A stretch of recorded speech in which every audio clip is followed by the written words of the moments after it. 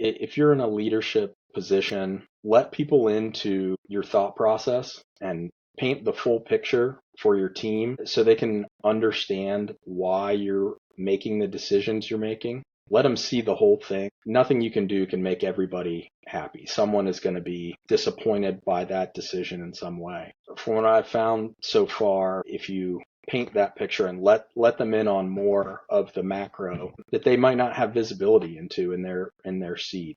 If you give them that, they'll be a lot more understanding, and that's where you start to build the trust and loyalty.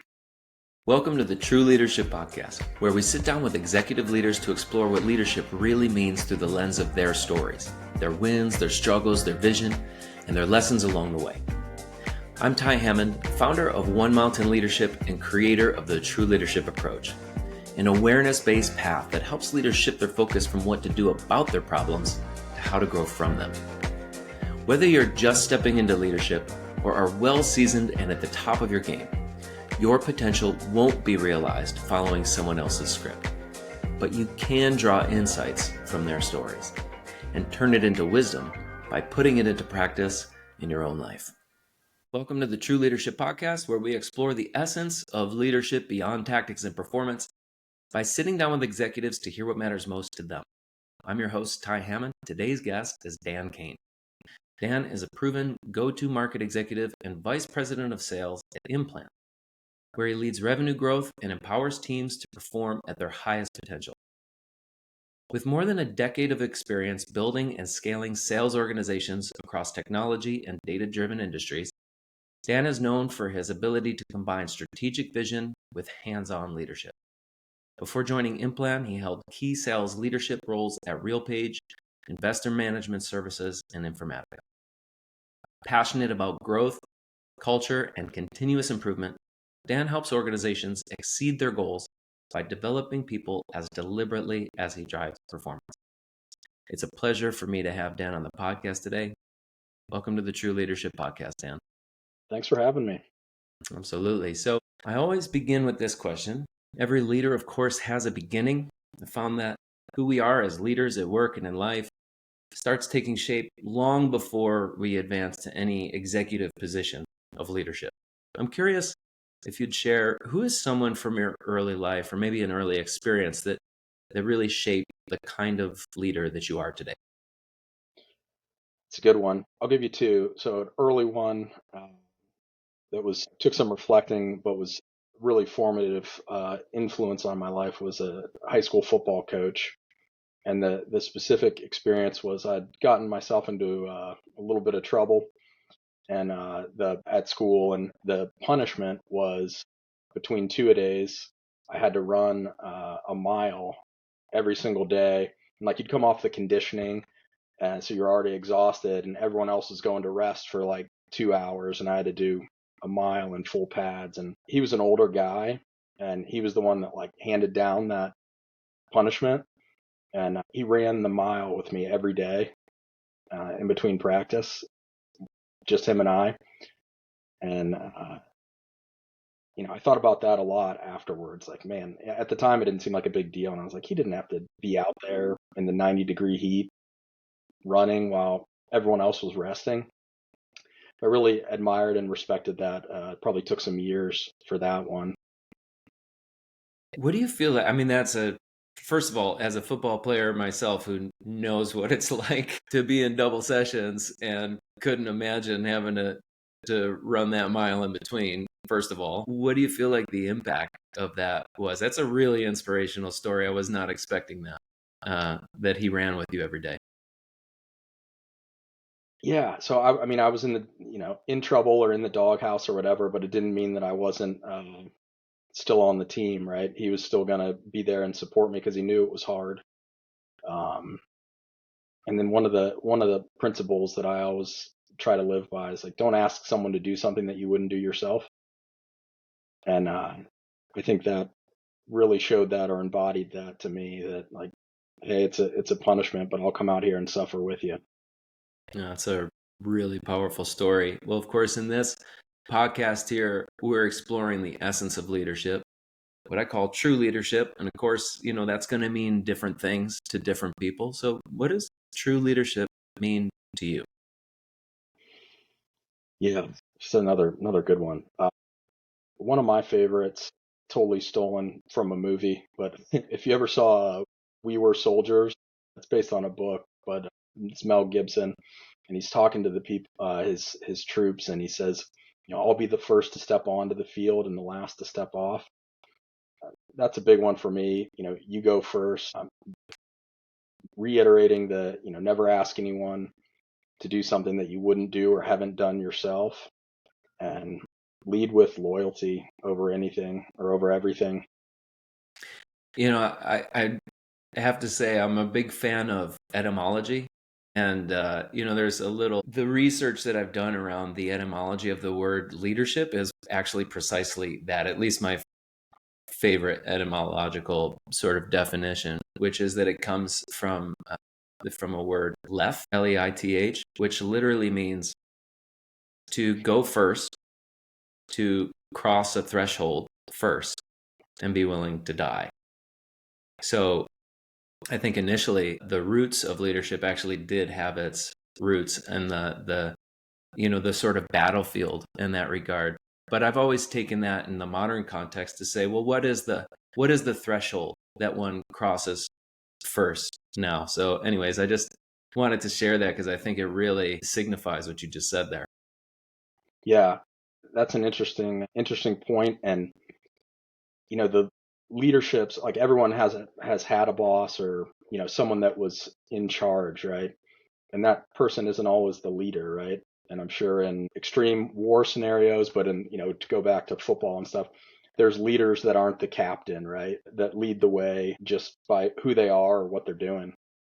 Absolutely. Well, I think there's so many different ways to lead for sure.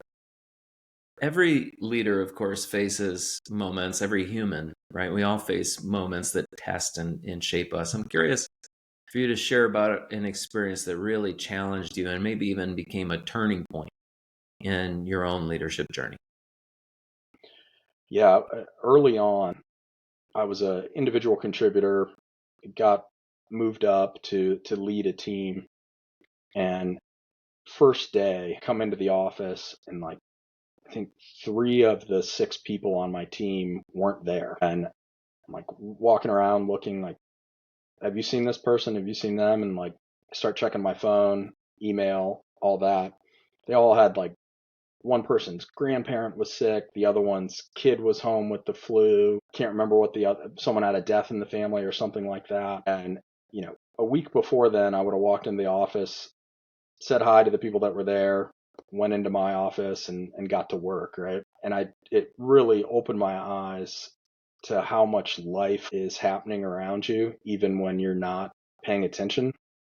So those people were carrying those bags. I had no idea until, they had to let me know because they weren't going to be in that day.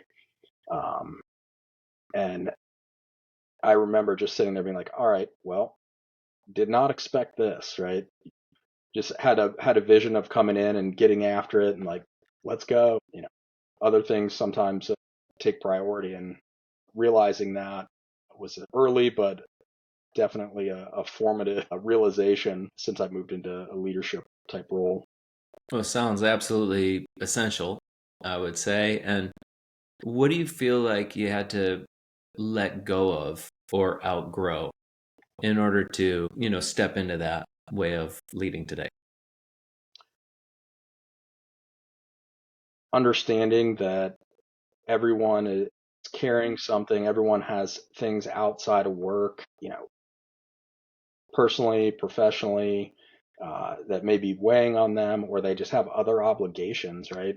Reporting to you and performance at work or in sales sometimes has to take a back seat to what's going on in people's lives. And, you're leading people, not robots, where you can just, tell it what to do and without consequence, right? So learning to factor in those types of things and what you can put on someone's plate at this time versus when you can't, right? This thing happened in the company, right? That's going to totally derail this person for the day. I can't give that to them right now. Absolutely. And, I feel like so often that I'm hearing from the folks that I'm chatting with here, and I really want to acknowledge it sounds like in so many leaders' journeys, there's a moment of realizing that there's so much more than just the outcome, than just the output, than just the result. It matters how we get there, and it matters who it is that gets us there. And I really hear that, that is a fundamental shift in what we pay attention to, what we value, and how we support as leaders. That kind of thing takes a lot of growth, right? I just want to acknowledge some people don't come to that realization. There are leaders that lead that continue to not have that acknowledgement that you had through that experience. It requires growth. It requires us letting go of particular things. So thinking Well, about your I journey, think on that point, just one more thing. please. I let go very quickly of trying to get people to be like me. Like that was going to be their mold for success, was like just do what I do, how I do it, right? You know, I've been fortunate in my career that I've always really loved my jobs, and I've been an outlet for me. So if I was going through some of the personal stuff that I've seen people go through over the years, for me, it's like work was the distraction and I'm just all in on it. Not everyone has that same trait, or, that the lack of focus or distraction or things that are more important, like family, can cross that line, or come out of that compartment, right? So not trying to coach people to be just like you are takes some time. Well, sounds like coaching someone to be just how you are would require a little bit more training than coaching. And yeah, absolutely. The way I sort of put that is, you can't follow somebody else's roadmap to who you are. Yeah. What an essential, fundamental realization there. So thinking about your journey over the past several years and the growth that we've been talking about, what's been the most valuable investment that you've made in yourself? Whether a coaching program, community, another commitment, what are the ways that you invest in your own leadership and personal growth? Yeah, I'm big on podcasts, right? Love listening to that, particularly when I'm exercising. That's like the other outlet, right? When you can think, whether, sometimes that's got to be in quiet, but podcasts and a lot of leadership books. I love the David Goggins, Jocko Willink's, all that kind of stuff. But I would say it's probably just the overall focus on one of the things that you read in my bio. It's just constant improvement, is looking for and finding those things, right? Where are my weak spots? Where are my blind spots? How do I get better at this? And continuing to, find ways to do that. So in honor of that and that journey of continuous growth, what's your vision for your leadership, your legacy, the impact that you want to have in the years ahead? Hmm. I've been very fortunate to have opportunities put in front of me, um, and able to step into those. So in my current role, our focus is growth as a company, and I'd like to foster enough or create enough growth with my team to open doors for other people on my team and within the company. So the growth is the vehicle and creates the opportunity. So trying to stay focused on that. Yeah. I'm curious because I really get the sense in talking with you that you're someone who really cares about the people that you work with and that you lead. How would you like to be remembered by those folks? Yeah, I think that would be similar to the overall focus, right? Is creating the growth and all the milestones that you hit in uh, growing a company. And it's a lot of times it's very uncomfortable, right? You're looking at creating something that is way bigger than maybe like my vision saw, right? Like I'm following my uh, our CEOs, our leaders, vision.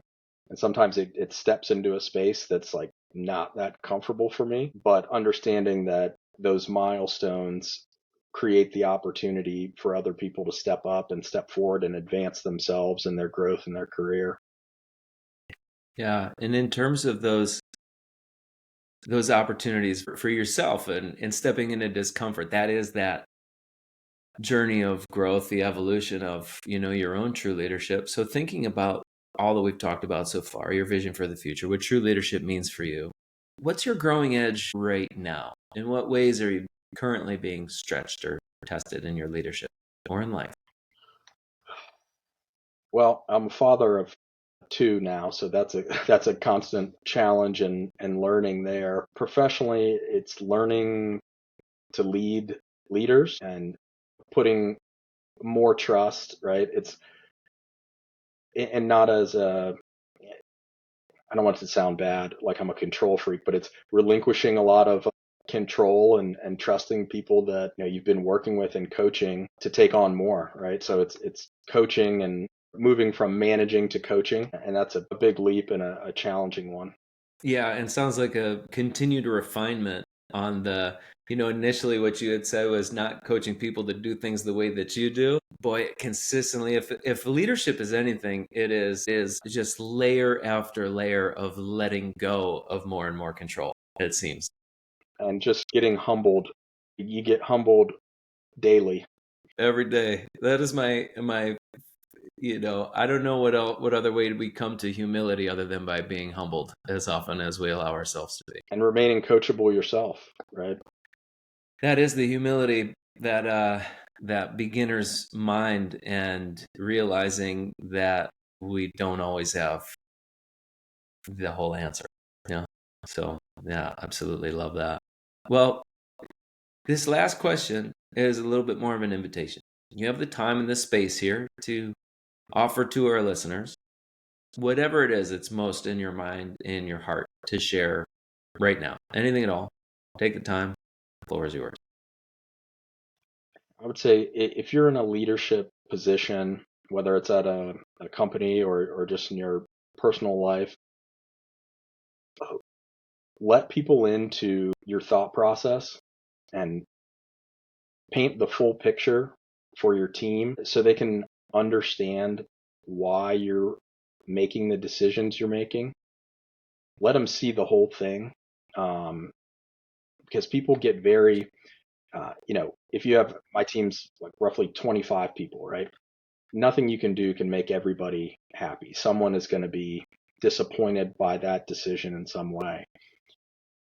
From what I've found so far, if you paint that picture and let them in on more of the macro that they might not have visibility into in their seat. If you give them that, they'll be a lot more understanding, and that's where you start to build the trust and loyalty, um, in my opinion. And then just the final thing would be just a piece of advice. And I think everyone's heard this 100 times, but it's been super helpful for me, especially recently. If you can find a peer or someone even better that's like where you want to be, that's already gone through all the things that you're going through as a leader, to mentor you or talk to you on a somewhat frequent basis, it is immensely helpful. Absolutely. Well, finding a mentor in general, that realization that, at least in my mind, we were never meant to do this alone, and that we don't have to. Yeah, so wise words there. And boy, on the transparency piece, I can't say enough. And I feel like it often equates, sounds like two young children back at home. I also have two kids here. I think about that transparency piece all the time. People feel what's going on. So if we actually tell them what's going on, it can really do so much, as you say, not only to increase the trust, but to decrease some of the anxiety or the confusion that circulates. So what a powerful message there. Well, Dan, I really appreciate so much the wisdom that you've shared here today with me. I've really gotten so much out of it, and I'm sure that whoever listens is going to equally benefit from our conversation today. Thank you so much for being on the True Leadership Podcast. Thank you. That's it for this episode of the True Leadership Podcast. If you enjoyed this conversation, you can subscribe to YouTube, Spotify, Apple Podcasts, or wherever you're listening to this to catch future episodes. This conversation was brought to you by One Mountain Leadership, where we help leaders grow the capacity, confidence, and presence of true leadership through the True Leadership approach. To learn more about the approach, our offerings, our community, and how we can help you realize your potential in both leadership and in life, visit us at onemountainleadership.com.